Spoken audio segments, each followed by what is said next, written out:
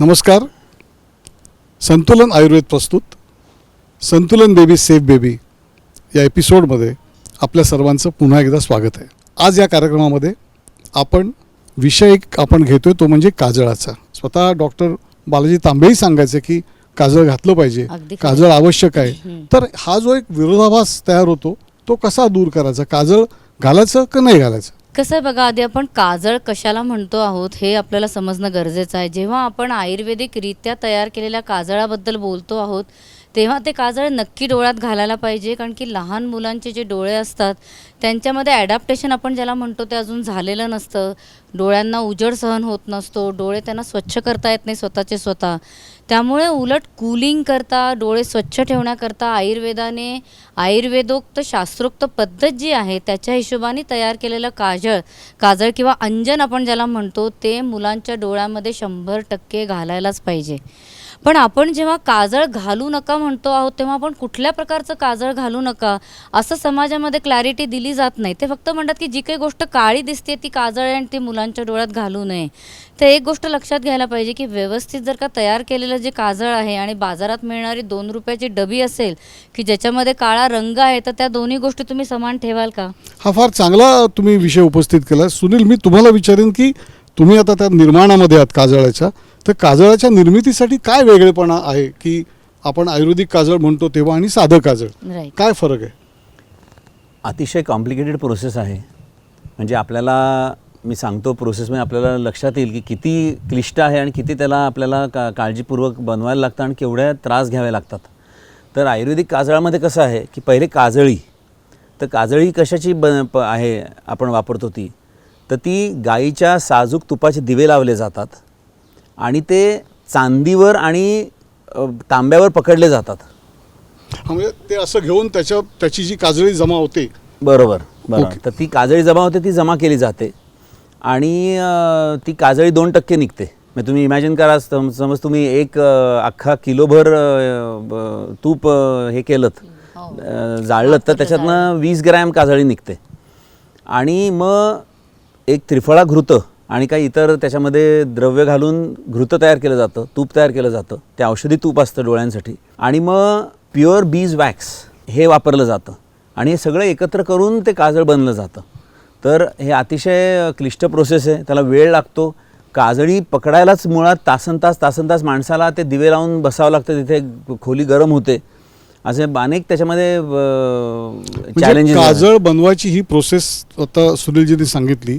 आता ह्याचा मला औषधी उपयोग काय होतो सांगाल डोळ्यांसाठी? म्हणजे बघा कसं असतं मुख्य की डोळे जे आहेत ते आपल्याकडे पित्ताचं स्थान सांगितलेलं आहे, कारण की आपल्याला जेव्हा कुठली गोष्ट दिसते तेव्हा त्याला लाईट गरजेचा असतो.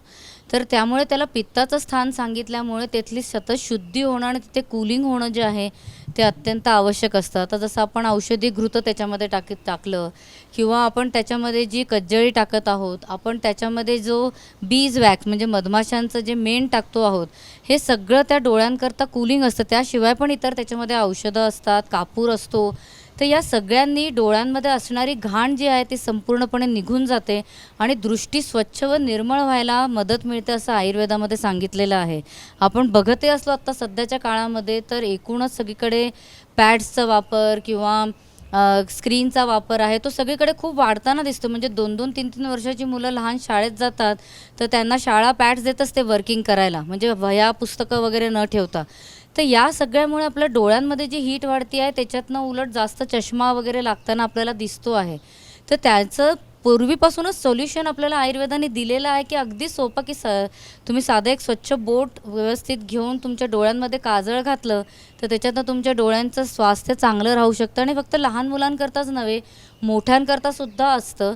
पण लहानपणापासून याची गरज असते हे प्रत्येकाने लक्षात ठेवणं जास्त गरजेचं आहे. हो, म्हणजे हा काजळाचा जो काही उपयोग आहे तो फक्त सौंदर्यासाठी नाही तर आरोग्यासाठी आहे. सौंदर्य त्यातून मिळणारा एक वृद्धीचा भाग आहे. पण ते लहान आयलाइनर आणि काजळ या दोन्ही सिमिलर गोष्टी नाही आहेत, हेही लोकांनी लक्षात घ्यायला पाहिजे. किंवा बाहेरून लावून जे डान्सर्स वगैरे असे मोठे मोठे डोळे करायला जे लावतात की त्यांचे डोळे मस्त दिसावे, तर अशा सगळ्या करता काजळाचा उपयोग आयुर्वेदात नाही सांगितलेला. ते एक औषधीसारखीच गोष्ट आहे की जिला बनवताना खूप सगळ्या कसोटी असतात की ज्याच्यावरती आपल्याला ते व्यवस्थित विचार करून आणि ते काजळ बनवावं लागतं. आता ही ज्यावेळेला लहान मुलं काजळ घालून घेतात तेव्हा अनेकदा विरोध करतात किंवा मग आईला फार भीती वाटत असते की ते नीट घातलं जाईल ना, कारण डोळ्यासारखा अवयव हो, आहे. हो. तर ती एक फार मोठी सत्वपरीक्षाच असते म्हणजे आई मंडळींची. ते कसं काय मॅनेज करायचं? नाही, मुख्य काय आहे, आईने एक तर नखं आपली अगदी बारीक ठेवली पाहिजेत. आणि नखं असताच कामा नयेत. असताच कामा नाही, म्हणजे पूर्णपणे नाही, हां. पण बारीक ठेवायची नखं अगदी, म्हणजे बोचणार नाही. आपल्या हाताला आपण टच करून बघू शकतो की आपलं बोट कुठे, आपलं नख टोचतंय का. आणि त्याच्यानंतर हात अगदी स्वच्छ धुवून कोरडे करून तुम्ही काजळाची डबी नीट उघडा. वरच्यावर ते काजळ थोडंसं तुमच्या बोटावरती घेऊन खालची जी पापणी असते बाळाची ती ओढायची आणि त्याच्यावरती तुम्ही ते काजळ हळूहळूपणे लावा. बाळ रेजिस्ट करेल, पण हळूहळू बाळाला सुद्धा त्याची सवय होते आणि मग रेझिस्टन्स कमी होतो. सुरुवातीला एक प्रोटेक्शनची फील असतो ना आतमध्ये, की अरे डोळ्यात काहीतरी जाऊ नये म्हणून बाळ रडतं, पण नंतर त्याला सवय होते. आणि एकदा खालच्या तुम्ही पापणीवरती लावून टाकलं की ते ऑटोमॅटिकली पूर्ण डोळ्यात आणि वरच्या पण पापणीपर्यंत जातं. त्यामुळे त्याच्यात खरं चिंता करण्यासारखं असं काहीच नाही आहे. गुड. आपल्याकडे सुनीलजी तुम्ही एक प्रकार आहे म्हणजे अंजन, आता ब्लॅक किंवा काळा रंग एक दिलेला आहे याच्यात अंजनामध्ये, आणि म्हणजे दुसरे काही प्रकार अजून आहेत का तुमच्याकडे? त्याच्यामध्ये सॅन अंजन क्लिअर म्हणून एक आमच्याकडे प्रकार आहे. हे सॅन अंजन ब्लॅक आणि सॅन अंजन क्लिअर. बरोबर. आता त्या क्लिअरमध्ये काय आहे, ते पुरुषांसाठी स्पेसिफिकली बनवलेलं आहे, किंवा जी लोक जास्ती स्क्रीनवर असतात, जास्ती टी व्ही पाहतात, जास्ती फोन पाहतात, त्यांच्यासाठी ते बनवलं गेलेलं आहे. त्याच्यामध्ये कज्जली नसून त्याच्यामध्ये मोती पिष्टी ही टाकलेली आहे. आणि त्या मोत्याची पिष्टी बनवताना म्हणजे सांगाल का काय? मोती जो असतो आपला, त्या मोत्याची पिष्टी केली जाते. म्हणजे त्याला काय केलं जातं की त्याला चुरा करून त्याला गुलाबजलमध्ये भावना दिल्या जातात अजून थंड करण्यासाठी. प्लस दुसरं काय, बाजारात अनेक जी इतर प्रोडक्ट्स मिळत आहेत ते कॉस्मेटिक म्हणून मिळत आहेत, ते अंजन म्हणून आयुर्वेदिक औषध म्हणून मिळतच नाही आहेत. त्यामुळे त्यांच्या बाबतीत आपण म्हणू शकत नाही की ते तेवढंच सेफ असेल किंवा चांगलं असेल किंवा डोळ्यात घालावं. पण हे जे आपलं संतुलन सॅन अंजन ब्लॅक आहे ते ॲब्सोल्युटली सेफ आहे आणि ते खूप चांगल्या पद्धतीने बनवलं गेलेलं आहे. आणि हा जो मोतीचा सुद्धा चुरा आपण म्हणतो आहोत, त्याचं जेव्हा खल केलं जातं तेव्हा ते इतक्या सॉफ्ट याला पोचतं की तुम्ही जेव्हा डोळ्यात त्याला घालता तेव्हा त्याचं कुठलंही एक आपण म्हणतो ना की त्या प्रकारचा अंश राहत नाही. बरोबर आहे. की जे डोळ्याला कुठल्याही आयुर्वेदाची हीच प्रकारची गंमत आहे की इजा. भावना दिल्यानंतर त्या गोष्टीचं हां. मूळ अगदी महीन गुणधर्म होतं ते. मिळतो, हो. पण त्याचं काही म्हणजे त्रास होणार नाही त्याचा. त्याची म्हणजे Yes. पेस्ट जी तयार होते ती ॲब्सोल्युटली स्मूथ, ती पिष्टी ॲब्सोल्युटली स्मूथ तयार होते. म्हणजे अनेक प्लॅटफॉर्मवरती काजळाची माहिती उपलब्ध आहे. आपण काजळाबद्दलची अधिक माहिती ही संतुलन.in म्हणजे www.santulan.in या वेबसाईटवर सुद्धा आपल्याला नक्की मिळू शकेल. ही खूप छान माहिती, ज्याला म्हणूया की काजळाबद्दल तुम्ही आमच्या डोळ्यात झणझणीत नाही पण सॉफ्ट अंजन घातलेलं आहे. हा, नक्की झणझणीवरून आम्हाला अजून एक गोष्ट झणझणीत- सांगते हां. की जेव्हा आपण हे घालतो तर बऱ्याचदा जेव्हा पित्त खूप असेल आपल्या डोळ्यांमध्ये तर थोडी जळजळ होऊ शकते आणि ती जळजळ नॉर्मल असते, त्याच्याबद्दल काळजी करण्याची गरज नाही. येस. अजून एक गोष्ट आहे, हां. अँटीबॅक्टेरियल प्रॉपर्टीज कॉपरच्या आणि सिल्वरच्या सगळ्यांना माहिती आहेत. होय. हो. तर ते सर्वात महत्त्वाचं आहे, म्हणून ते त्या प्रोसेसनीच करावं लागतं. म्हणजे नाही ती डोळ्यांचं कुठली काजळी infection. पकडली असं होऊ शकत नाही. गावांमध्ये काय करतात, ते पणती घेतात मातीची आणि ते तेलाच्या दिव्यावर पकडतात. 1 सेकंदमध्ये थोडी काजळी जमा होते, ती ते बोटाने घेऊन डोळ्यात लावतात. तर ते तिथल्या ह्याच्यासाठी ठीक आहे, म्हणजे ते नुसती काजळी लावलेली आहे. पण आपण खरं अंजन जे म्हणू, दृष्ट लागू नये म्हणून लावण्यापुरतं ते हां, ठीक आहे. राईट. हां. पण जे आपण अंजन म्हणतो तेव्हा ते औषधी घृतं, ती हे जे आहे आपण मेण म्हणतोय ते शुद्ध मेण आपण म्हणतोय. आपण पेट्रोलियम जेली म्हणत नाही आहे. अनेक बाजार प्रोडक्ट्स आहेत त्यात पेट्रोलियम जेली टाकलेली असते, ज्याला डोळ्याचा त्याच्याशी काही संबंध नाही. तर ह्या गोष्टी आपण लक्षात घेतल्या पाहिजेत. फारच छान, फारच छान. सो काजळाबद्दल आपण बरीच माहिती जाणून घेतली. मी मगाशी म्हटलं तसं आपण वेबसाईटवरती जाऊन याची माहिती घेऊ शकता. शिवाय आपण आता जो QR कोड आपल्याला दिसतोय स्क्रीनवरती, त्या QR कोडचा पण वापर करू शकता. आपल्याला काजळाबद्दल माहिती मिळेल, इतर अन्य प्रॉडक्ट्सबद्दल पण माहिती मिळेल. मगाशी डॉक्टर मालविकांनी खूप सुंदर सांगितलं की लहान मुलांचे डोळे हा मुळात नाजूक अवयव, त्यात लहान मुलांचे डोळे, हा जो एक लहान मुलांच्या डोळ्याचा नाजूकपणा, कोवळेपणा जो असतो तो फक्त काही डोळ्यात असतो असं नाही, तो त्वचेतही असतो, तो इतर अवयवांमध्ये पण असतो. तर अशा वेळेला आपल्याला लहान मुलांना आपण समजा काही पावडर लावायची म्हटली किंवा काही अंगावर लावायचं म्हटलं तर एक टेंडरनेस हा आपलं जे प्रॉडक्ट आहे हे जरा सांगाल का तुम्ही मला, कारण ह्याचं नावच इतकं सुंदर आहे. म्हणजे आता लहान मुलं टेंडर असतात हे आपल्याला सगळ्यांना माहिती आहे, पण ही जी औषधे देण्याची जी प्रक्रिया आहे ना ही पण खूप टेंडर आहे. का? कारण की याच्यामध्ये खूप सूक्ष्म लेवलवरती औषध आपण शरीराच्या आत नेतो. आता याच्यात काय, आपण हे औषध जाळतो आणि त्याचा धूर तयार होतो, मग त्याचा धूप तयार होतो आणि तो धूप संपूर्ण अंगावरती तसंच नाकात कानात वगैरे सगळ्या बॉडीच्या ओपनिंग्सवरती आयुर्वेदाने द्यायला सांगितलेलं आहे. आता याच्यामधल्या अगदी काही एखाद दोन गोष्टी मी पटकन सांगू इच्छिते. एक मिनिट डॉक्टर मालविका, मला एवढंच विचारायचं की हा जो टेंडरनेस धूप आपण म्हणतो हो. हा आधी मुळात म्हणजे धूप म्हणून जे आपण आता मुलांना देतो हो. म्हणजे नवजात अर्भकांना हो, म्हणूया हो. किंवा तर त्याचंच हे ज्याला म्हणूया त्याला पर्याय तेच म्हणून आहे, आपण हे दिलेलं तेच आहे. आहे. Yes okay. येस हे तेच आहे. म्हणजे हा धूप आहे. हा धूप आहे बेसिकली. आणि धूप म्हणजे काय असतं की कुठलीही वनस्पती आहे ती जेव्हा जाळली जाते तेव्हा ती सूक्ष्म स्वरूपात आपल्या शरीरात किंवा कुठेही ती वापरली जाते. आता याच्यामध्ये कसं होतं की आपण जेव्हा धूप जाळतो आहोत तर फॉर एक्झाम्पल याच्यामध्ये कपूर काचरी आहे, तर जेव्हा तिचं सूक्ष्म धूर आपल्या नाकात कानात वगैरे सगळीकडे जातो तर कुठल्याही प्रकारच्या इन्फेक्शन्सपासून बचाव होतो असं आयुर्वेदामध्ये सांगितलेलं आहे. तर स्पेशली कपूर काचरी आहे ती सर्दी खोकल्यापासून आपल्याला लांब ठेवते असं आयुर्वेदात दिलेलं आहे. तसंच याच्यामध्ये गुग्गुळ आहे, तर गुग्गुळ आहे तो स्किन इन्फेक्शन वगैरे किंवा कुठल्याही प्रकारच्या इन्फेक्शन्सपासून आपल्याला लांब ठेवतो. वात आहे तो कमी करतो, म्हणजे कोरडेपणा वगैरे काही येणार असेल तर तो कमी करायला मदत होते. तर आत्तापर्यंत आपल्याकडे खूप लोकांचे याच्याबद्दलचे फीडबॅक आलेले आहे की धूप जेव्हापासून मुलाला करायला सुरू केलं किंवा बाळाला, तेव्हापासून कुठल्याही प्रकारच्या सर्दी खोकल्याचा त्रास किंवा वारंवार आजारी पडण्याचे वगैरे जे त्रास होत होते ते कमी होतात. ते कुठेही लोकांनी हा विचार करू नये की हा धूर म्हणजे कार्बन डायऑक्साईड चाललं आहे, बाळ गुदमरेल का, बाळाला श्वास घेता येईल का, अशा प्रकारची काही इथे चिंता करण्याची गरज नसते. उलट यूट्यूब चॅनल जे माझं आहे डॉक्टर मालविका तांबे नावाने, त्याच्यावरती आपण व्यवस्थितरित्या दाखवलं आहे की बाळाला या धूप कसा द्यावा आणि त्यात कुठलंही टेन्शन न घेता उलट हे धूप व्यवस्थित केलं किमान पहिले 6-7 महिने जोपर्यंत बाळाला हँडल करता येते तर याचा बाळाच्या आरोग्याकरता खूप चांगला आणि उत्तम फायदा होताना आपल्याला दिसतो. आता हा जो आपण धूप देतो तर धूप देताना किती वेळ लागतो साधारण? दिवसातनं एकदा दिला तरी चालतो. अंघोळीनंतर लगेच हा द्यायचा असतो धूप आणि तो साधारण आपण 40 सेकंद ते 1 मिनिटापर्यंत हा धूप दिला जातो. मोठं मोठं जसं मूल होत जातं तसं आपण फक्त रूममध्ये हा धूप चालू करून ठेवायला सांगतो. तर जसं मी मगाशी म्हटलं सूक्ष्म असल्यामुळे तसंही वातावरणात सगळीकडे पसरतं आणि त्याचा फायदाच होतो. उलट जेव्हा सर्दी खोकला असेल किंवा काही त्रास होत असेल बाळाला तेव्हा तर अशा प्रकारचा धूप आपण दिवसातनं 2-3दाही द्यायला सांगतो. तर औषधी स्वरूपात तेव्हासुद्धा त्याचं काम होतं. उलट सायनसेस आहेत मुलाचे, नाक आहे, ते सगळं मोकळं व्हायला याच्यातनं मदत मिळत असते. अनेकांनी लहानपणी या धुपाचा अनुभव घेतला असेल. तो धुपाचा एक वास असतो की घरामध्ये गेल्यानंतर कळतं की ते लहान मूल आहे. त्या धुपाचा वास इतका असतो की ते आजूबाजूलाही कळायला लागतं की ते घरात लहान मुलं आहे, त्यात बाळंशोपा आणि मला वाटतं बऱ्याच गोष्टी असतात. हो, त्या अशा एकत्रित आहेत त्याच्यामध्ये. त्याच्यात काही गोष्टी ह्या नेगेटिव्ह एनर्जीज दूर ठेवण्यासाठी सुद्धा आहेत. आपण पाहिलं तर प्रत्येक धर्मामध्ये आपण धुपाचं हे पाहतो की हिंदू धर्मात धूप आहे, इस्लाममध्ये धूप आहे, ख्रिश्चियानिटीमध्ये धूप आहे.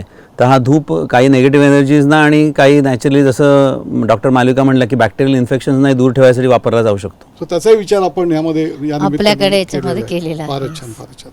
आपण आता लहान मुलांची काळजी घेण्यासंदर्भात जेवढ्या म्हणून चर्चा केल्या, उत्पादनांची माहिती करून घेतली. आयुर्वेद संतुलन सेफ बेबी या उपक्रमाअंतर्गत म्हणजे काय काय कार्यक्रम करत आहे, कोणते कोणते उपक्रम राबवतो आहे याची आपण माहिती करून घेतली.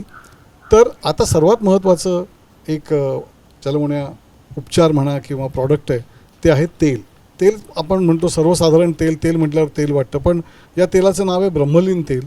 आणि हे आग्रहपूर्वक डॉक्टर मालविका एरवी ज्यावेळेला त्यांच्याकडे येतात म्हणजे लहान मूल घेऊन जेव्हा पालक येतात तेव्हा आग्रहपूर्वक सांगतात की हे तेल तुम्ही जरूर लावा, या तेलाचा वापर करा.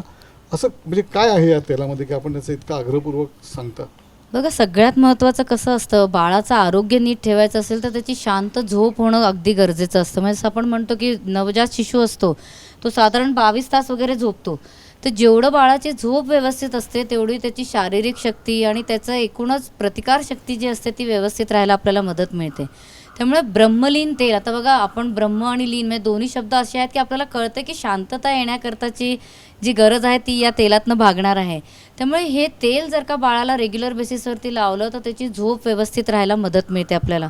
आता हे ब्रह्मलीन तेल लावायचं जागा जी आहे ती एकदम आपल्याला समजण्यासारखी आहे. कारण की जेव्हा बाळ जन्म घेतं तेव्हा त्याचं जे डोकं असतं ते आपल्याला खूप टणक वाटतं, पण खरं निसर्गाने त्याच्यामध्ये 2 ओपनिंग्स दिलेले आहेत. एक इथे वरती दिलेलं असतं ज्याला आपण क्राऊन सेंटर म्हणतो, आणि एक मागे दिलेलं असतं टाळू म्हणतो आपण आपल्या मराठी भाषेमध्ये. तर हे दोन्ही टाळू व्यवस्थित भरून येणं गरजेचं असतं. त्यामुळे या टाळूवरती वरच्या हे तेल लावणं अत्यंत गरजेचं असतं. आयुर्वेदाच्या मताने जर का अशा प्रकारे तेल तुम्ही वरच्या या क्राऊन सेंटरला टाळूला लावलं तर त्याच्याने झोप तर व्यवस्थित यायला मदत मिळतेच. महत्त्वाचं म्हणजे हे सगळे जे आपले बोन्स असतात स्कलचे, त्यांचं सगळ्यांची स्ट्रेंथ व्यवस्थित राहायला मदत मिळते. म्हणजे टणकपणा जो टाळूमध्ये यायला पाहिजे. म्हणजे बाळ खेळता खेळता पडलं बाबा वर्षभराने, तर आपल्याला मनामध्ये असं असलं पाहिजे, अरे मी ब्रह्मलीन तेल लावले, काही मला चिंता करण्याची गरज नाही आहे. तसंच त्याचबरोबरीने इंद्रियांचं सगळं ताकद वाढणं, त्यांचं पोषण मिळणं, हे सगळं सुद्धा त्याच्यामध्ये खूप गरजेचं असतं. म्हणजे बाळाची शारीरिक आणि मानसिक दोन्ही क्लेश सहन करण्याची ताकद जी आहे ना, ती ब्रह्मलीन तेलासारख्या तेलाने वाढायला आपल्याला मदत मिळू शकते. त्यामुळे रोज रात्री झोपताना जर का हे ब्रह्मलीन तेल आपण नियमाने बाळाला लावलं, किंवा दिवसासुद्धा इवन आपण जेव्हा त्याला अभ्यंग वगैरे करत आहोत, मसाज करत आहोत, अशा वेळेला हे ब्रह्मलीन तेल जर का लावलं तर त्याचा खूप फायदा मिळतो. आयुर्वेदामध्ये आपल्याला जेव्हा हेल्थबद्दल सांगितलेलं आहे तेव्हा त्याच्यात सांगितलेलं आहे की सगळ्या इंद्रिय व्यवस्थित कार्य करत राहायला पाहिजे. त्या इंद्रियांकरता आपण करणार काय आहोत? आपण मसल्स करता विचार करतो, आपण बोन्स करता विचार करतो की प्रोटीन खाऊन घेईन, कॅल्शियम खाऊन घेईन. आपल्या इंद्रिय जे आपण सतत वापरत असतो त्याच्याकरता विचार कुठल्याही दुसऱ्या शास्त्रामध्ये केलेला नाही, तो आयुर्वेदामध्ये केलेला आहे. आणि किती सोपा की रोज रात्री झोपताना तुम्ही हे 2-4 थेंब तेल व्यवस्थितपणे जर का इथे लावलं आणि चोळून काढलं. ज्या लोकांचं स्कॅल्प कोरडं असेल त्यांनी थोडं जास्त प्रमाणात हे तेल लावलं तर हरकत त्याच्यामध्ये काहीच नाही. तर अशा प्रकारे ही टाळू भरण्याची प्रक्रिया अगदी पहिल्या दिवसापासून करायला सांगितलेली आहे. असं मुळीच नाही की बाळ मोठं झालं की तुम्ही बंद करून टाका. आम्ही लोकंसुद्धा रोज रात्री झोपताना ब्रह्मलीन तेल आहे हे डोक्याला लावूनच झोपतो. म्हणजे ब्रह्मलीन तेल सर्वांसाठी आहे. सर्वांसाठी आहे. आम्ही म्हणणार होतो की लहान मुलं तर मनशांतीने झोपतात, त्यांना कसलं आलं टेन्शन. खरं टेन्शन हे मोठ्यांना असतं, आपल्याला कळत नाही. पण मुलांना सुद्धा बघा नवीन वातावरणात आलेले असतात. ते तोंडाने बोलून नाही दाखवू शकत, पण प्रत्येक गोष्टीत आपण पाहिलं तर दचकतात. आवाज वेगळा आला, कोणी टच वेगळा केला, उचललं कोणीतरी विचित्र, सांगू नाही शकत ना ते. पण त्यांच्या मानसिकरित्या ते पूर्णपणे परिपक्व असतात. त्यामुळे हे फक्त सर्किट्स डेव्हलप करायला सुद्धा जी मदत लागते ती सुद्धा ब्रह्मलीन सारख्या तेलाने होऊ शकेल. कारण की त्याच्यातले सगळे जे इन्ग्रेडियंट्स आहेत ते सगळे नर्वस सिस्टीमला पोषक असतात. त्यामुळे या सगळ्या गोष्टींमध्ये आपल्याला मदत मिळते या ब्रह्मलीन सारख्या तेलाने. फारच छान. मोठ्यांना वापरता हे सांगता हे फार चांगलं आहे, कारण आजकाल सगळ्यांना शांत झोप हवी आहे. अगदी खरं. आणि ती शांत झोप जर मिळत असेल, ब्रह्मानंदी टाळी जर लागत असेल तर का नको का लोकांना? नको. अगदी खरं. सुनीलजी, मला सांगा, आता त्यांनी इतकी माहिती दिली तर नेमकी कोणती म्हणजे काय काय प्रॉडक्ट्स याच्यामध्ये काय वापरले आपण? मूलद्रव्य काय आहेत याच्यामध्ये? मेंदूला सगळे पोषक अशी द्रव्य आहेत. ब्राह्मी आहे, त्याच्यानंतर शंखपुष्पी आहे, बदाम आहे, आणि अशा इतर अनेक वनस्पती आहेत ज्या मेंदूला चांगल्या कार्य करायला मदत करतात. आता छान जसं त्यांनी माहिती दिली, त्याच्यात अजून एक मला विचारायचं की हे फक्त टाळूला लावतो आपण का इतर अवयवांना पण ते लावायचं आहे? नाही, हे उलट आपलं फक्त टाळूलाच लावण्याकरता सांगितलेलं आहे. पण मुलांचा टाळू भरण्याचा जो प्रकार असतो, म्हणजे आपण थोडं जास्त तेल त्याच्यामध्ये वापरतो, तर त्याच्याकरता अभ्यंग कोकोनट सारखं जे संतुलनचं तेल आहे ते आपण वापरू शकतो. पण एक झोपेवरूनच मला अजून एक गोष्ट आठवली, ते म्हणजे कानामध्ये तेल घालणं सुद्धा चांगल्या झोपेकरता आणि एकूणच आपल्या संपूर्ण ज्या मानेच्या वरचे सगळे आपल्या इंद्रिय आहेत त्या सगळ्यांच्या कार्याकरता उत्तम असतं. तर कानामध्ये श्रुती तेलासारखं तेल घालणं आणि नाकामध्ये नससांसारखं एखादं तूप घालणं, जे आपण आयुर्वेदिकरित्या सिद्ध केलेलं आहे, ते सुद्धा खूप उत्तम. पण हे लहान मुलांना अगदी घालायलाच पाहिजे. त्यांचे सायनसेस क्लिअर राहतात, त्यांना सर्दी खोकल्याचा वगैरे त्रास जो आहे तो खूप कमी प्रमाणात होताना दिसतो, आणि एकूणच शांत झोप लागायला आणि इंद्रियांचं पोषण व्हायला सगळ्याला याच्यातनं मदत होते. म्हणजे थोडक्यात आपण तेलाचा मुलांसाठी नखशिखांत वापर करू शकतो असं म्हणायला लागेल. म्हणजे पायाला लावण्यापासून ते अगदी टाळूपर्यंत, त्याच्यात कान आले, त्याच्यामध्ये नाक आलं, आता आपण म्हटलं तसं मसाज आला. म्हणजे आपण मी का सांगतो की आपण किती विस्तृतपणे तेलाची रेंज, आणि एकच एक तेल सगळीकडे वापरलेलं नाहीये, तर प्रत्येक ठिकाणी वेगवेगळं तेल हे आपण वापरतोय. त्या प्रत्येक तेलाचे फायदे हे आपल्याला वेगवेगळ्या स्वरूपात मिळतात, आणि फक्त लहानांसाठी नव्हे तर मोठ्यांसाठी सुद्धा हे तेल अतिशय उपयुक्त आहे. आणि या तेलाचा वापर हा फक्त तेल वाढवा आणि केस वाढवा असं नाही आहे.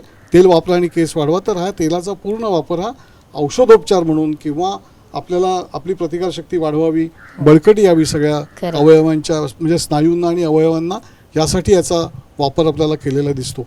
खूप छान आपल्याला माहिती मिळालेली आहे या एपिसोडमध्ये पण. म्हणजे आपण काजळ, त्यानंतर धूप आणि ब्रह्मलीन तेल या 3 महत्त्वाच्या गोष्टींबद्दल माहिती करून घेतली. खूप छान पण माहिती दिलीत. तुमच्या दोघांचेही, डॉक्टर मालविका आणि सुनील, मनापासून आभार. धन्यवाद. धन्यवाद. नमस्कार.